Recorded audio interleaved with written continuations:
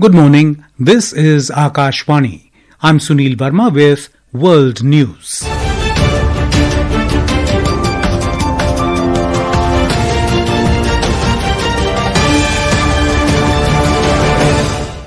The headlines. Russian President Vladimir Putin to visit India in December for annual summit with Prime Minister Narendra Modi. Putin emphasizes need to build effective and mutually beneficial trade ties with India. United States Trade Representative Jamieson Greer terms India's approach in trade negotiations with US as pragmatic, says two sides are trying to negotiate a deal. Trump administration lays out proposal to 9 top US colleges and universities offering preferential access to federal funds. 7 Baloch civilians extrajudicially killed by Pakistan security forces in Balochistan as cycle of persecution continues across the province.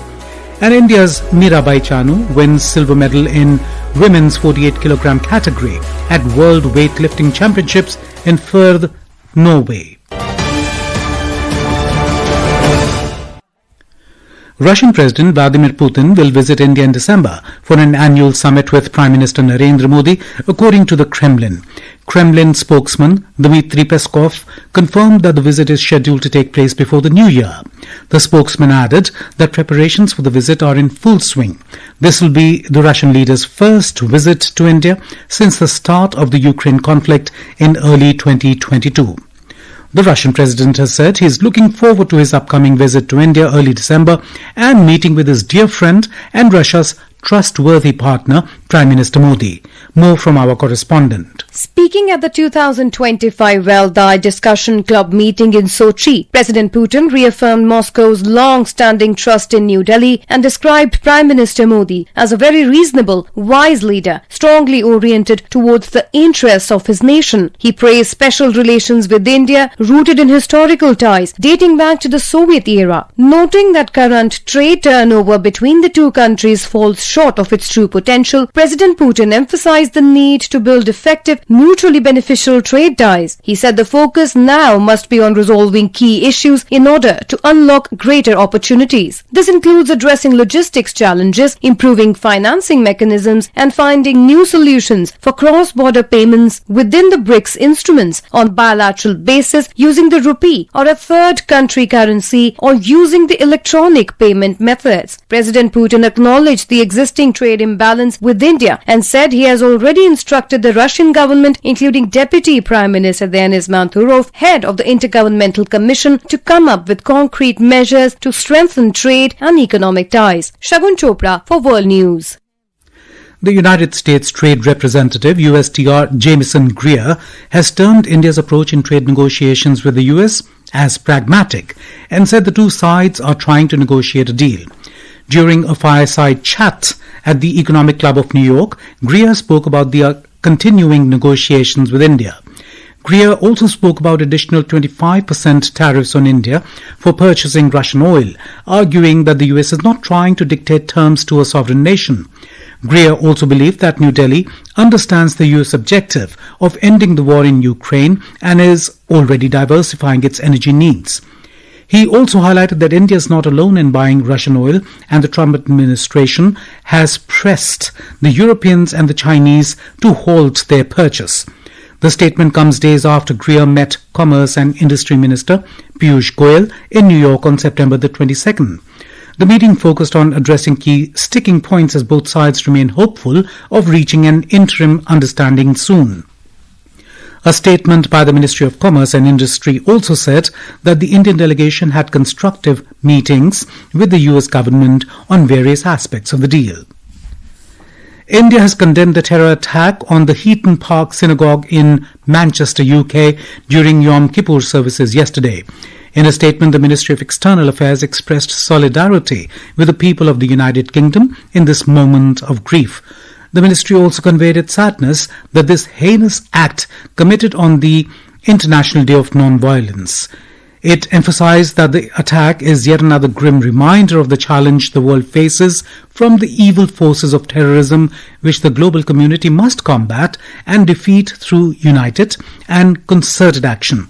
The ministry said India's thoughts and prayers are with the victims, their families and the city of Manchester. This is Akashwani giving you the world news. For quick news updates round the clock, follow us on our X handle at AIR News Alerts.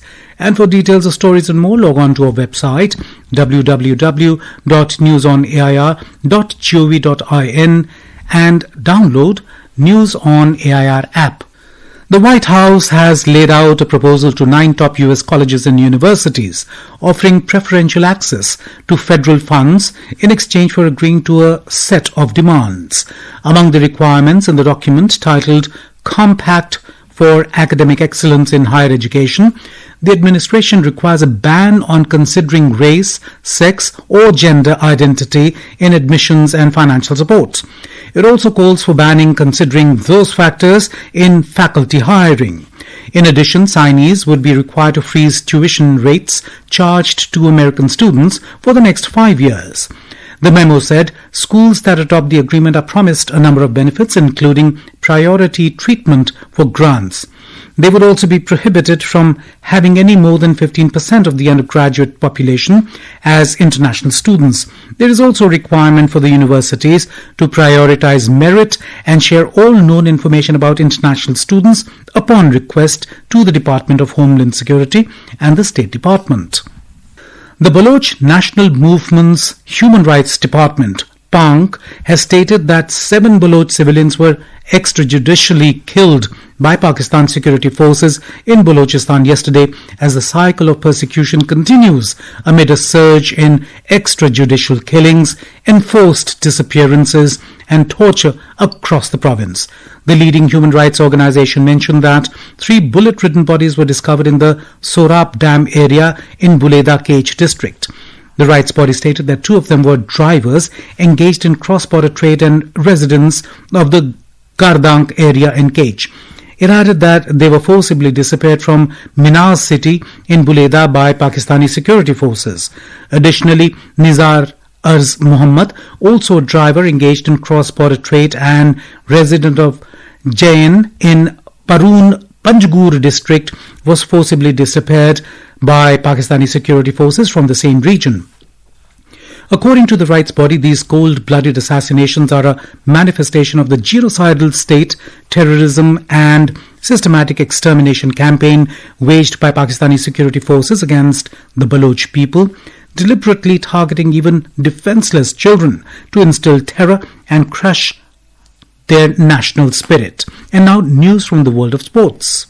Indian weightlifter Mirabai Chanu has clinched silver in the women's 48 category at the World Championship in Forde, Norway. Chanu lifted a total of 199 kg, including 84 kg snatch plus 115 kg clean and jerk to secure second place overall. This marked Chanu's first World Championship since 2022 and her second competition since finishing 4th at the Paris 2024 Olympics. The gold medal went to defending world champion Ri Song-gum from Korea, who lifted a total of 213 kg. At the ongoing World Para-Athletics Championships underway in New Delhi, India added 2 more medals, bringing the tally to 4 gold, 5 silver and 2 bronze. Paralympic champion and India's flag bearer Tharambir Nain won silver in the men's F51 club throw with a best attempt of 29.71 meters. Alexander Radicic of Serbia took gold. In the men's discus throw F57, Atul Kaushik secured bronze with a throw of 45.61 meters. Libya's Mahmoud Rajab won the gold. With this, India now stands 7th in the overall medals tally. Aishwarya Rai Nigam, Sports Desk. And now, before we close, here are the highlights of the bulletin. Russian President Vladimir Putin to visit India in December for annual summit with Prime Minister Narendra Modi. Putin emphasizes need to build effective and mutually beneficial trade ties with India. United States Trade Representative Jamieson Greer terms India's approach in trade negotiations with US as pragmatic, says 2 sides are trying to negotiate a deal. Trump administration lays out proposal to 9 top US colleges and universities offering preferential access to federal funds. 7 Baloch civilians extrajudicially killed in Pakistan by Pakistan security forces in Balochistan as cycle of persecution continues across the province. And India's Mirabai Chanu wins silver medal in women's 48 kg category at World Weightlifting Championships in Forde, Norway. And that is the end of this news bulletin.